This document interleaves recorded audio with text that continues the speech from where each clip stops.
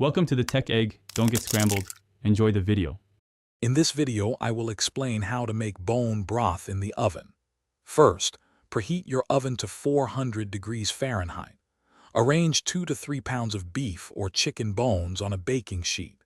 You can also add some chopped vegetables like carrots and onions to the sheet. Roasting the bones for about 30 minutes will significantly enhance the flavor of your broth.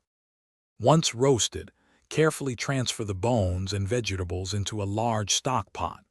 Pour in enough water to cover everything by about 1 to 2 inches, typically 12 to 16 cups. Add 2 tablespoons of apple cider vinegar. This helps extract minerals from the bones. Bring the mixture to a boil, then immediately reduce the heat to a very gentle simmer. Allow your broth to simmer gently for a long time, ideally 12 to 24 hours for beef bones or 6 to 12 hours for chicken bones.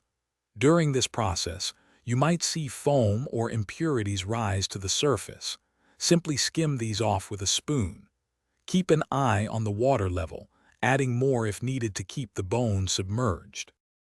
After simmering, let the broth cool slightly.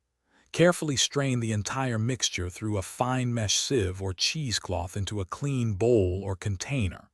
Discard all the solids, keeping only the golden liquid. Once completely cooled, store your homemade bone broth in airtight containers in the refrigerator for up to 5 days, or freeze it for up to 6 months.